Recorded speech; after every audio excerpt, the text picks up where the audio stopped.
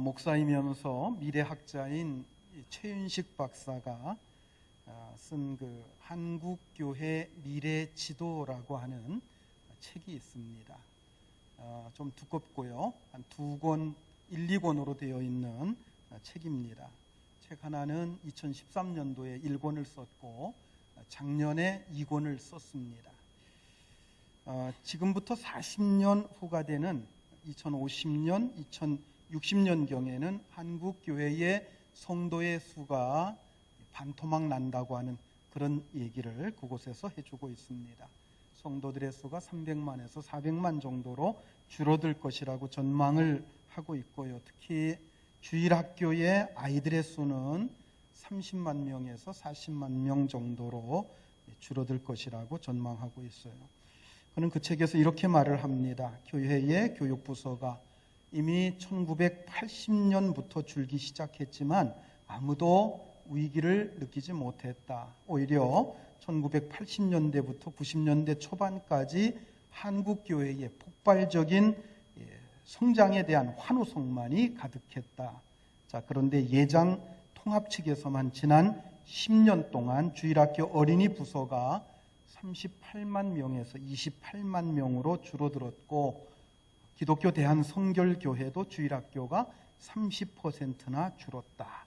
2005년부터 2015년까지 감소해온 그 패턴대로 계속해서 감속해 가면 2045년경에는 한국교회의 전체 교회학교 숫자는 대략 30만에서 40만 명대로 추락할 가능성이 매우 크다.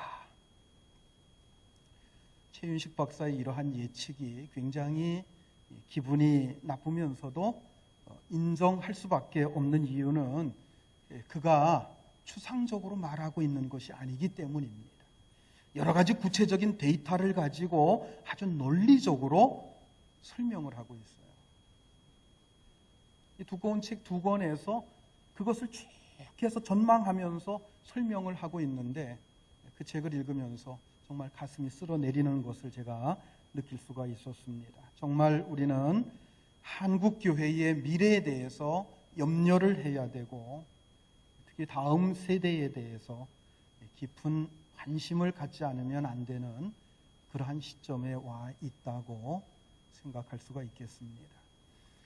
오늘 본문으로 삼고 있는 디모데후서는 사도 바울이 디모데에게 전해준 편지로서 목회 서신 가운데 한 서신입니다. 디모데는 소아시아 루스드라 출신입니다. 바울이 2차 전도여행 당시에 루스드라에 갔을 때 그를 제자로 삼았습니다. 바울은 1차 전도여행 당시에도 루스드라에 간 적이 있습니다. 루스드라에서 어떤 일이 있었는가 하면 유대인 폭도들에 의해서 돌에 맞아서 거의 죽을 뻔한 적이 있었던 것이 루스드라였습니다. 사도행전 14장 19절 20절 말씀 우리 같이 한번 읽겠습니다. 유대인들이 안디옥과 이고니온에서 와서 무리를 충동하니 그들이 돌로 바울을 쳐서 죽은 줄 알고 시외로 끌어내어 내치니라. 20절 띄워주세요. 제자들이 물러섰을 때에 바울이 일어나 그 성에 들어갔다가 이튿날 바나바와 함께 더베로 가서. 자, 여기 19절에서는 유대인 폭도들에 의해서 바울이 돌에 맞아 거의 죽게 된 상태. 그래서 성 밖에 버리고 이 폭도들이 달아났습니다. 20절에 보니까 제자들이 둘러섰다고 그랬어요. 그 죽은 줄 알았던 그 바울을 둘러선 제자들. 그런데 그들 중에서 그 가운데 죽은 줄 알았던 그 바울이 그곳에서 일어났다라고 했고 일어나서 그 다음 전도지를 향해서 나아가는 그 장면을 20절에서 볼 수가 있습니다. 여기 제자들이 둘러섰을 때 여기에서 제자들 중에 아마 디모데가 있었을 것이다. 이렇게 성경학자들은 그렇게 추정을 합니다. 그리고 2차 전도여행 시에 다시 루스드라에 갔을 때 디모데가 바울의 정식 제자가 되는 것을 볼 수가 있는데요. 사도행전 16장 1절로 3절까지 같이 봅니다. 바울이 더베와 루스드라에도 이르매 거기 디모데라 하는 제자가 있으니 그 어머니는 믿는 유대 여자요 아버지는 헬라인이라. 디모데는 루스드라와 이고니온에 있는 형제들에게 칭찬받는 자니 바울이 그를 데리고 떠나고자 할 때 그 지역에 있는 유대인으로 말미암아 그를 데려다가 할례를 행하니 이는 그 사람들이 그의 아버지는 헬라인인 줄 다 알미러라. 바울이 2차 전도 여행 때에 루스드라에 가서 그 디모데를 제자로 삼았다고 하는 거예요. 디모데는 어머니가 유대인이고 아버지가 헬라인이다 이렇게 말씀하고 있습니다. 그를 제자 삼고 혹 여러 가지 의혹과 여러 가지 편견에 사로잡혔던 유대인들이 어떻게 생각할지 몰라서 그 디모데, 그가 아버지가 헬라인이기 때문에 할례 받지 않은 사람인 것을 아닌 것이 확실하기 때문에 그를 데려다가 할례를 시켰다 하는 거예요. 그래서 그때부터 바울은 디모데를 데리고 다니면서 복음 전도의 동역자로서 함께 사역을 합니다. 그리고 디모데는 바울의 오른팔처럼 바울 옆에서 바울을 잘 섬기면서 함께 동역한 가장 바울에게 있어서는 힘이 되는 사역자가 됩니다. 바울은 자기가 꼭 가야 되는데 도저히 갈 수 없을 때는 자기 대신에 디모데를 보낼 정도였고, 디모데는 그곳에 가서 바울을 대신해서 아주 훌륭하게 일을 잘 처리했습니다. 자, 그런데 디모데는 바울과는 달리 굉장히 나약한 부분이 있었어요.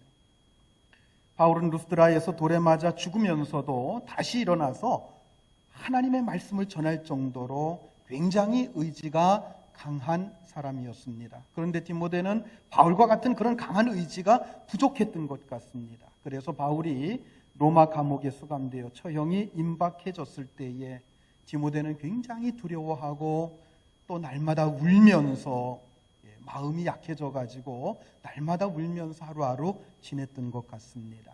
자, 오늘 본문 3절과 4절 말씀 우리 같이 봅니다. 내가 밤낮 간구하는 가운데 쉬지 않고 너를 생각하여 청결한 양심으로 조상적부터 섬겨오는 하나님께 감사하고 내 눈물을 생각하여 너 보기를 원함은 내 기쁨이 가득하게 하려 함이니. 자, 바울이 이 디모데 후서를 쓰고 있을 때 디모데가 어떤 상태에 있었는가 하는 것을 엿볼 수 있는 말씀입니다. 자, 바울이 쓴 13편의 편지 중에서 디모데 후서는 가장 마지막에 쓰여진 편지입니다. 즉 유언과 같은 말씀이에요. 바울이 이제 죽을 때가 임박한 거예요. 이제는 이 감옥에서 석방될 가능성이 전혀 없고 이제는 곧 이 감옥에서 죽임을 당하게 되겠구나 하는 것을 예견하면서 쓴 편지가 디모데 후서인데요. 특히 우리가 4장에 가보면 구구절절히 바울의 마지막 심정을 가지고 쓰고 있다는 것을 우리가 분명히 알 수 있는 말씀들로 되어 있습니다.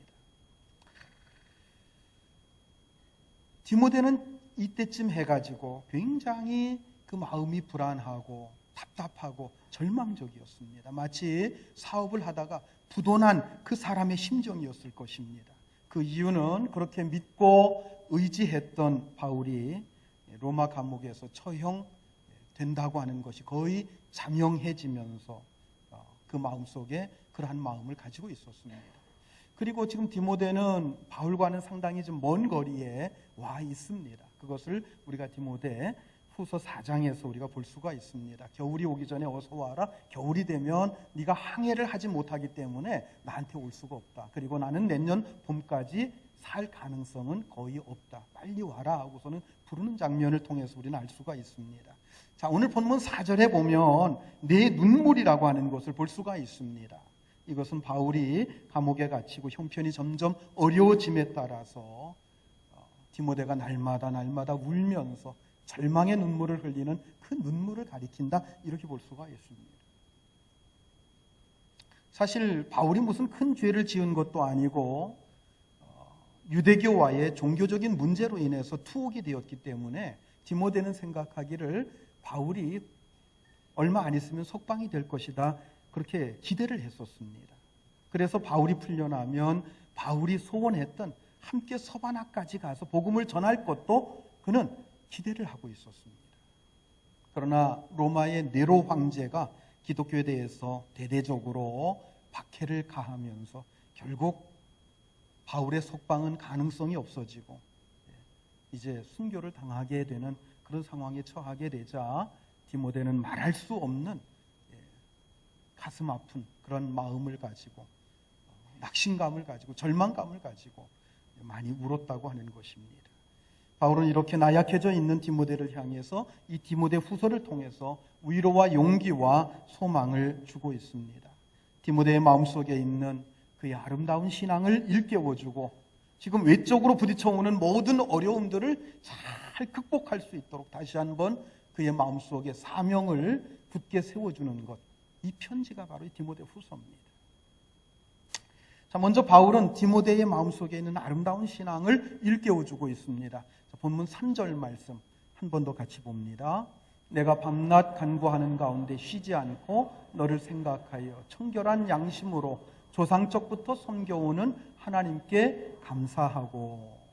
디모데의 마음속에는 그 선조 때부터 흘러오는 뭐가 있다고 그랬어요? 아름다운 신앙의 유산이 있었습니다. 신앙적 유산, 그것은 그의 신앙적 유산은 이 청교도와 같은 그러한 신앙이었습니다.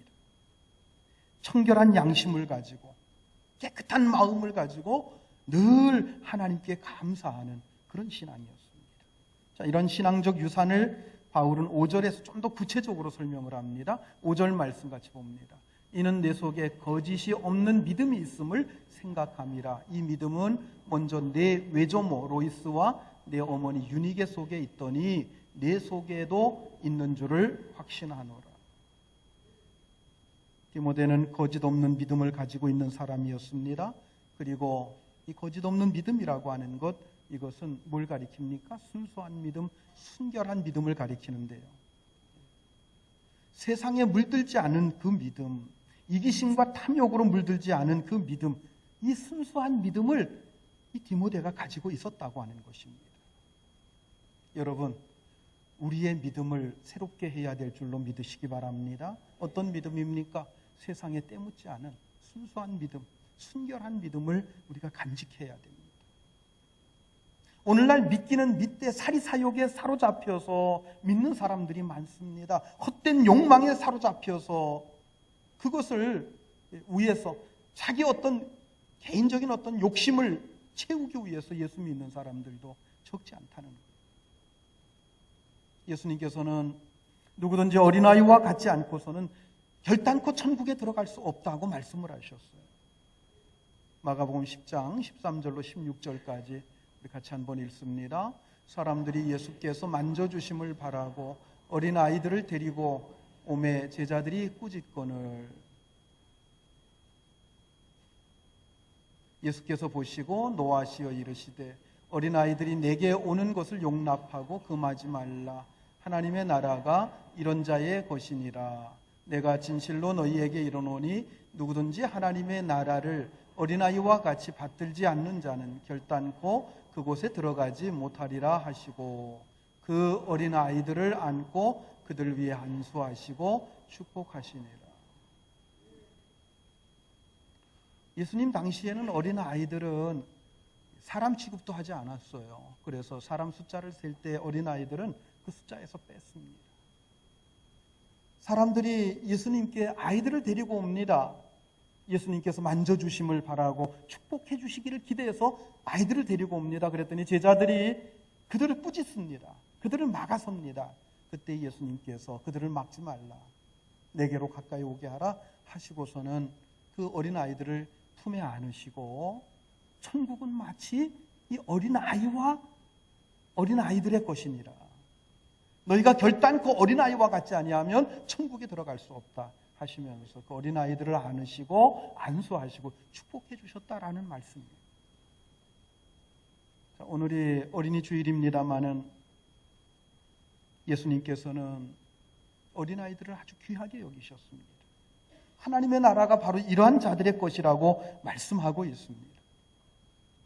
만약 우리가 이러한 어린아이와 같은 순수하고 순결한 믿음을 지켜나갈 수 있다고 한다면 우리는 모두 다 하나님의 훌륭한 일꾼들이 다 될 수 있을 것입니다.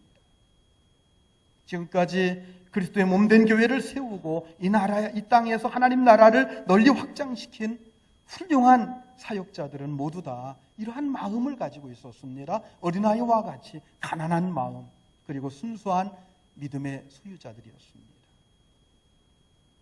오늘 오후에 우리 교회 임직감사 예배를 드립니다. 6분의 장로님, 11분의 권사님, 6분의 안수집사님들이 세워지게 되는데 23분의 임직자들, 이분들이 모두 다 어린아이와 같은 이러한 순수하고 순결한 신앙을 가지고 주님 앞에 충성할 수 있기를 바라고 또 성도들을 섬길 수 있게 되기를 주의 이름으로 축원합니다. 바울은 디모데에게 그런 믿음이 있음을 알았습니다. 또한 바울은 이 디모데의 순수한 믿음이 어디서부터 흘러내려온 것인지 그것을 잘 알고 있었어요. 어디서부터 왔다고 그랬어요? 외조모, 즉 외할머니 로이스와 어머니 유니게로부터 흘러온 믿음이라고 하는 것입니다. 디모데는 이방 땅에서 살면서 이방인 아버지와 유대인 어머니 사이에서 태어났습니다. 그런데 유대인들에게는 부계보다도 모계가 더 중요시 되어 왔던 민족이 바로 유대인들이에요. 왜냐하면 어린 아이들의 인격 형성은 어머니가 가장 큰 영향을 미치기 때문입니다. 따라서 유대인들은 외국 사람과 결혼할 경우에 어머니가 유대인이면 그 자녀를 그냥 유대인으로 받아줍니다. 그러나 어머니가 이방인인 경우에는 아버지가 유대인이라고 할지라도 유대인으로 받아주지를 않는다는 겁니다. 디모데의 외할머니 로이스와 어머니 유니게는 이방 땅에서 이방 문화를 접하며 이방인 남편과 살고 있으면서도 여호와 하나님에 대한 신앙을 잃어버리질 않았습니다. 꾸준히 경건 생활에 힘썼고 하나님을 기쁘시게 하려고 힘써왔습니다. 그들의 그 믿음이 바로 디모데에게도 이어진 것입니다. 그래서 디모데가 철없는 어린 아이였을 때에도, 그리고 소년기와 청년기를 지날 때에도 할머니와 어머니의 경건 생활이 디모데에게 큰 영향을 끼친 것입니다. 그 디모데의 믿음이 바울의 복음을 위한 열정, 그리고 고난, 희생을 통해서 그 현장을 목격했을 때에 열정적으로 그 디모데의 믿음이 살아난 것입니다. 그래서 바울의 제자가 되고 평생토록 바울의 가장 가까운 사역자가 된 것입니다. 단순히 제자요 사역자의 관계가 아니라 디모데를 아들로 생각을 할 정도로 부자 관계로서 그 관계가 맺어질 정도로 깊이 의존하는 관계가 된 것입니다. 이런 것을 우리는 성경 여러 군데에서 찾아볼 수가 있습니다. 사랑하는 성도 여러분, 믿음의 유산이란 그 어떤 물질적인 유산보다도 값진 것입니다. 이것은 세상의 보물이 아니라 하늘나라의 보물이고 영원히 없어지지 않는 보물인 줄 믿으시기 바랍니다. 그러므로 우리는 우리의 자녀, 우리의 자손들에게 뭘 보여줄 것이며 어떤 것을 전해줄 것인가 하는 것에 대해서 우리는 어린이 주일을 맞이해서 정말 진지하게 생각해 볼 수 있어야 되겠습니다. 그래서 여러분들 가정에서도 디모데와 같은 훌륭한 주님의 일꾼들이 많이 나올 수 있기를 주의 이름으로 축원합니다. 서두에 말씀을 드렸던 최윤식 박사의 한국교회 미래 지도라고 하는 책, 두 번째 책에서 한국교회의 대안에 대해서 최 박사는 제시를 합니다. 지금과 같은 추세로 가게 되면 2050년도에는 기독교 인구가 3,400만으로 줄고 교육부서는 3,40만 명으로 급감하게 될 것이라고 내다봅니다. 그리고 현재 6만 5천 개 정도가 되는 한국 교회의 수가 절반은 줄어들게 될 것이다 라고 전망을 합니다. 수많은 교회들이 생존을 위해서 합병을 하게 될 것이고 상당히 많은 교회당이 신천지나 하나님의 교회 같은 이단에 팔려가게 될 것이라고 말합니다. 이런 미래가 현실이 되는 것을 막기 위해서 세 가지의 씨를 뿌려야 된다 하고 제시를 합니다. 그 세 가지 씨가 무엇인고 하면 첫째는 전도입니다. 전도의 씨입니다. 두 번째는 신앙 계승입니다. 세 번째는 출산 장려 운동입니다. 사실 그동안 한국교회는 나름대로 전도의 열정을 가지고 전도를 해왔습니다. 그런데 그 전도에는 두 가지의 큰 문제점이 있다고 그는 지적을 합니다. 첫째는 전도의 절반 이상이 이미 다른 교회에 출석하고 있는 신자들이 옮겨온 것이라고 하는 거예요. 그러니까 서로가 전도를 한다고 하면서 신자 쟁탈전을 벌였다고 하는 것입니다. 즉 이동신자가 절반 이상이 된다는 거예요. 두 번째는 전도가 지나치게 기성세대에 치우쳐 있다고 하는 것입니다. 여호와의 증인이나 신천지가 하듯이 다른 교회 다니는 사람들을 이동시키는 것은 전도가 아닙니다. 전도는 불신자를 찾아가서 그리스도의 복음을 전하는 것입니다. 불신자 한 사람이 예수 믿는데 5년 아니 10년이 걸린다고 할지라도 그 한 사람 끝까지 붙들고 전도하는 이러한 전도의 열정이 필요하다고 하는 것입니다. 그리고 중요한 것은 어린 자녀들, 자손들에게 복음을 전하고 그들에게 신앙을 계승하는 일입니다. 최 박사는 지금 교회에 나오는 성도들의 자녀와 자손들만 다 교회에 출석을 시켜도 당장 그 교회의 교회 학교는 2배 이상으로 부흥하게 될 것이다 라고 말합니다. 이런 면에서 본다고 할 때 우리가 우리 자녀, 우리 자손들에게 신앙을 계승하는 일에 얼마나 무관심했으며 얼마나 실패해 왔는가 하는 것을 알 수가 있습니다. 특히 지금 한국교회는 세상보다도 훨씬 더 빠르게 고령화되어 가고 있는 사실입니다. 세상도 너무나도 고령화되어 가고 있다라고 말을 하지만은 세상보다도 몇 배 더 빠르게 고령화되어 가고 있는 그곳이 어디냐? 교회라는 거예요. 사실 지금 우리 교회는 다른 교회들과 비교해 본다고 할 때 비교적 젊은 세대가 많은 교회입니다. 주일학교도 보면은 상당히 많은 편에 속하고 있어요. 경주에 있는 어느 여타 교회들보다도 이렇게 비교해 봐도요, 우리 교회는 상당히 젊은 층이 그래도 많이 있는 편이고 또 교회 학교가 잘 되는 편입니다. 경주 시내 교회 중에서 학생회나 유초등부가 없는 교회도 좀 여러 교회가 있습니다.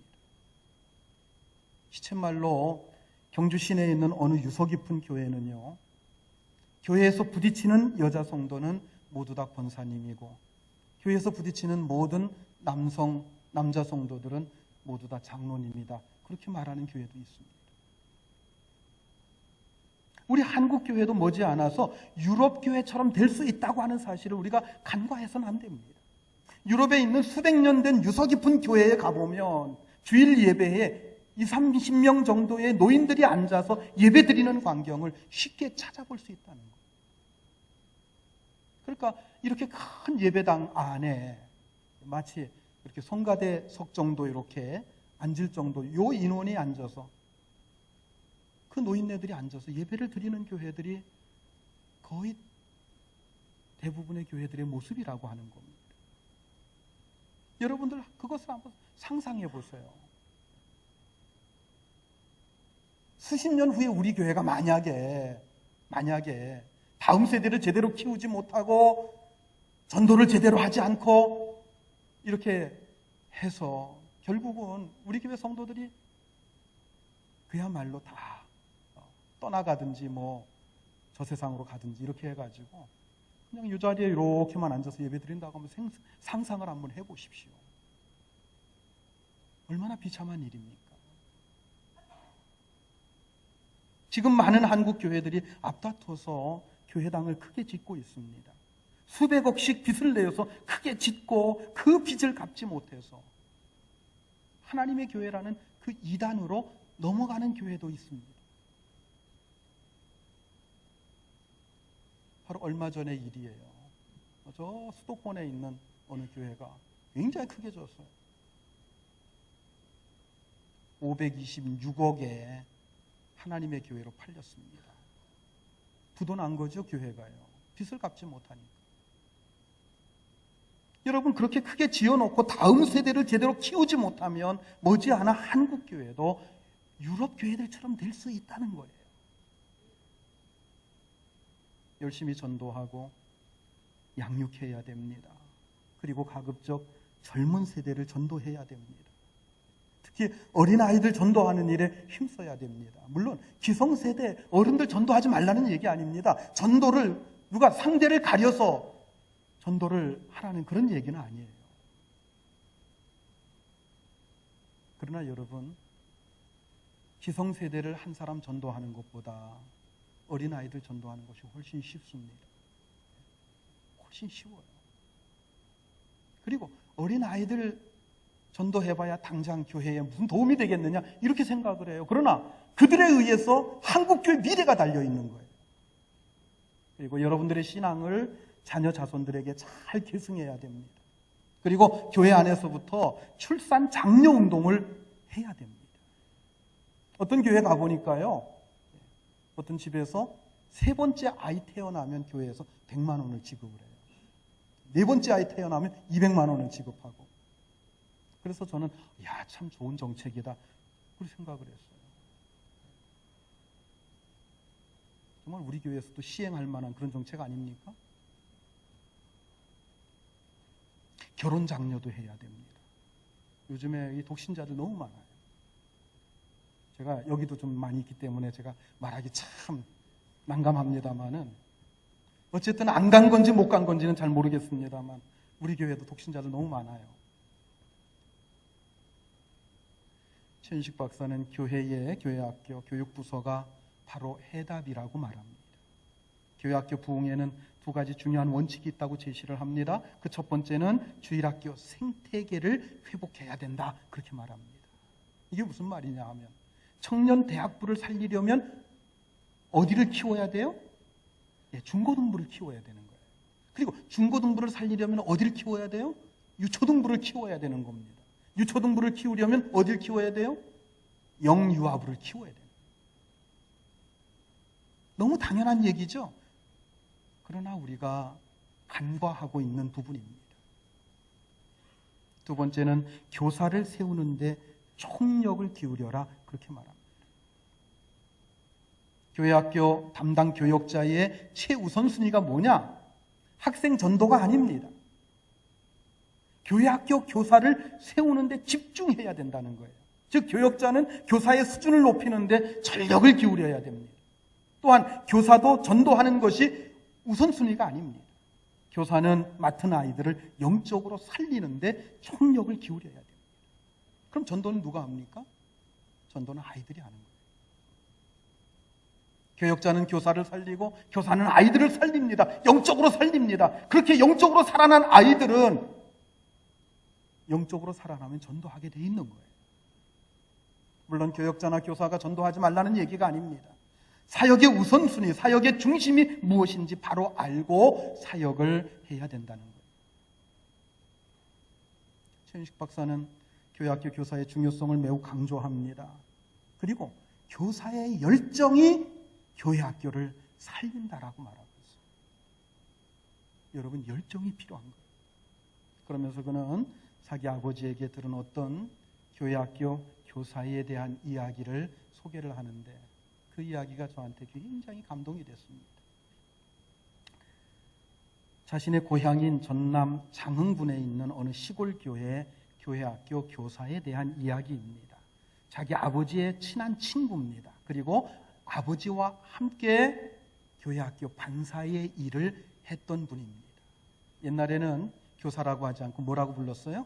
반사라고 불렀어요. 반의 교사 해가지고 반사라고 불렀습니다. 유교 사상에 찌들어 있던 집안 어른들은 집안일을 해야 하는 바쁜 시간에 교회에 나가서 반사 일을 하면서 아이들과 노닥거린다고 아들을 심하게 핍박을 했습니다. 조상을 섬기고 그리고 바다의 신을 섬겨야 되는데 아들이 예수쟁이가 되어서 교회를 들락날락 하니까 늘 곱지 않은 시선을 보냈던 겁니다. 이 친구분은 이런 핍박 가운데서도 다음 세대를 이끌어갈 아이들을 하나님의 말씀과 사랑으로 가르치는 일, 돌보는 일, 여기에 최선을 다했고 그것을 결코 포기하지 않았습니다. 심한 핍박을 받으면서도 아이들을 가르치다 보면 기쁨과 보람을 느끼게 되고 이런 모든 핍박을 이길 수 있는 힘이 생겼습니다. 그리고 그 아버지하고 좀 둘이 살고 있는 집인 것 같아요. 그 배경은 나오지 않기 때문에 제가 알 수 없습니다만은 아버지에게 책 잡히지 않기 위해서 집안일도 아주 열심히 했습니다. 그러나 예수 믿고 아이들을 가르치는 반사일을 하는 것 때문에 핍박이 끊이질 않았습니다. 특히 그분이 받은 핍박은 상당히 컸다고 그럽니다. 토요일이 되면 일을 아주 과하게 많은 일을 부과해서 아들이 주일날 교회를 못 나가도록 이렇게 회방을 놓은 거예요. 너 오늘까지 밭에 가서 김을 다 메어 놓아라. 그 일이 끝나면 내일 바다에 나갈 수 있도록 그물까지 깨끗이 씻어 놓아라. 아버지, 오늘 끝내기엔 너무나도 일이 많아요. 제가 내일 아침에 교회 다녀와서 그 일 다 해놓을게요. 그러면 아버지는 기다렸다는 듯이 소리를 칩니다. 잔소리하지 마라. 오늘까지 그 일들 다 하지 않으면 내일 아침에 너 교회 갈 꿈도 꾸지 마라. 그러면서 호통을 치는 겁니다. 아버지는 아들이 교회에 못 나가도록 일부러 많은 일을 시키면서 갖은 핍박을 다했습니다. 그래도 아들은 주일 사역을 위해서 저울린 눈을 비벼가면서 밤을 새워가면서 그 일을 다 해놓고 새벽까지 그 일을 다 해놓고 잠을 한 잠도 자지 못한 채 교회를 나가는 일이 거의 매주일 겪는 일이었다고 합니다. 그러던 어느 날 아버지가 장에 나가서 술을 잔뜩 먹고 들어와서 여느 때처럼 아들을 핍박합니다. 한참 잔소리를 하고 난 후에 교회 가지 못하도록 일을 잔뜩 시켜놓고서는 아버지는 방에 들어가서 골아 떨어졌습니다. 아들은 토요일 저녁부터 주일 새벽이 되도록 그물을 깨끗이 씻어놓고 바다에 가서 일할 도구를 다 정리를 합니다. 그리고 한밤중에 손수레를 끌고서 밭에 나가서 아버지가 시킨 그 밭일을 다 했습니다. 새벽이 되어 일을 마치고 손수레를 끌고 집에 돌아온 아들이 이제 몸을 깨끗이 씻고 깨끗한 옷으로 갈아입고 성경책을 들고 이제 교회에 가려고 나섭니다. 그때 잠자던 아버지가 일어나서 일도 하지 않고 교회 간다고 또 호통을 칩니다. 그러자 아들이 아버지가 시킨 일을 어떻게 자기가 다 했는가 하는 것을 상세하게 설명을 쭉 하면서 아버지를 설득을 시킵니다.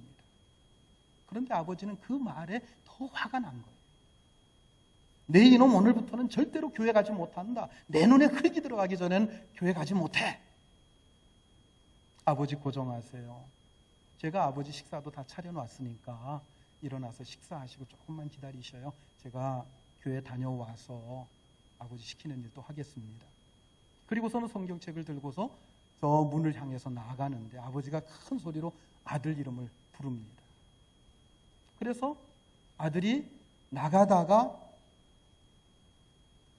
아버지를 향해서 돌아서는데 아버지가 옆에 있던 식칼을 던져서 돌아서는 그 상황에서 가슴에 맞아가지고 그 자리에 쓰러지고 아버지는 어디론가 도망가 버립니다. 바로 그 아들은 주일학교 반사일 때문에 아버지에게 핍박을 받다가 아버지가 던진 칼에 맞아서 죽은 거예요. 최 박사는 자기 아버지 친구의 이야기를 하면서 당시 그분들의 헌신적인 그 사역 때문에 교회마다 교회 학교가 부흥될 수 있었다고 하는 겁니다. 그분들은 우리보다도 훨씬 더 가난했고 훨씬 더 성경에 대해서도 무지했습니다. 그러나 주님이 주신 직분에 충성하면서 아이들을 향한 뜨거운 사랑하는 그 마음을 가지고 열정을 다해서 아이들을 가르쳤다는 거예요. 그분들의 눈물과 열정이 오늘날 한국교회 부흥의 밑거름이 된 것입니다. 교회들마다 교회학교 침체 원인을 여러 가지로 분석해서 그 이유들을 이야기합니다. 반짝반짝하는 프로그램이 없다. 교육 공간이 부족하고 기자재가 부족하다. 목회자 및 교육 지도자들의 의식이 부족하다. 교육부서의 예산이 부족하다. 아이들이 학교와 학원에 너무 바쁘기 때문에 아이들이 교회를 오지 않는다. 교사의 수가 부족하고 교사들의 나이가 너무 많다. 이런 이야기들이 대부분 교회들이 내세우는 교회학교 침체의 원인이라는 거예요. 그러나 최 박사는 물론 그런데 원인이 없는 것은 아니지만 가장 치명적인 원인이 무엇인가? 그것은 교회학교 사역자들의 사명감과 교사의 열정이 식었기 때문이라고 지적을 합니다. 교사 한 사람의 뜨거운 열정만 있어도 아이들은 죽지 않는다는 거예요. 그 교회학교는 살아난다는 겁니다. 프로그램이 없어서, 인재가 없어서, 돈이 없어서 그래서 망하는 게 아니에요. 여러분, 열정이 없어서 침체되는 것, 열정이 없어서 망하는 것이라고 지적하고 있습니다. 예수 그리스도의 피 묻은 복음에 대한 뜨거운 열정, 이게 식었기 때문에 교회 학교가 침체가 되고 교회들이 문을 닫는 그러한 일들이 일어난다는 거예요. 그리고 그분은 이렇게 말합니다. 아직도 마지막 희망은 있다. 앞으로 10년, 지금부터 앞으로 10년이 한국 교회를 살릴 수 있는 마지막 기회라는 거예요. 그래서 한국 교회의 골든 타임이라고 그는 말하고 있습니다.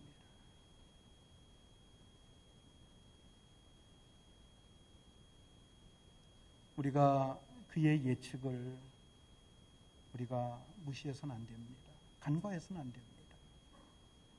바로 지금부터 우리가 다음 세대를 바로 세워가지 않으면 안 됩니다.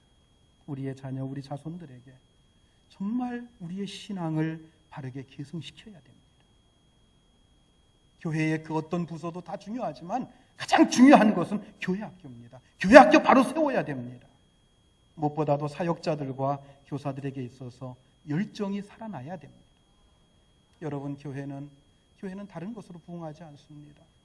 여러분, 절대적으로 교회는 성령 충만해야 부흥해요. 성령 충만하지 않으면 교회는 절대로 부흥하지 않습니다. 예수의 피 묻은 복음을 끌어안고 뜨겁게 기도하면 성령 충만해질 수 있습니다. 그러면 교회가 살아날 수 있습니다. 교회 학교도 살아날 수 있습니다. 다음 세대도 살아날 수 있습니다. 앞으로 10년이 골든타임입니다. 이 기회를 놓치면 한국교회는 희망이 없다고 그는 말합니다. 저는 그의 말에 동감합니다. 여러분들의 자녀들의 신앙을 위해서 뜨겁게 기도하시기 바랍니다. 또 우리 교회 학교를 위해서 대한민국에 있는 다음 세대, 대한민국에 있는 교회들, 다음 세대를 위해서, 교회 학교들을 위해서 우리가 같이 기도해야 됩니다. 그들을 아이들을 지도하는 교사들을 위해서 기도해야 될 줄로 믿습니다. 이 어린이 주일을 맞이해서 특별히 교회 학교에 대한 깊은 관심을 가지고 또 교사들을 위해서 그들에 대한 깊은 관심을 가지고 그들을 위해서 기도하는 여러분들이 되시고 그들을 위해서 협력하고 여러분 자신들이 그 일을 위해서 헌신할 수 있기를 주의 이름으로 축원합니다. 기도하시겠습니다.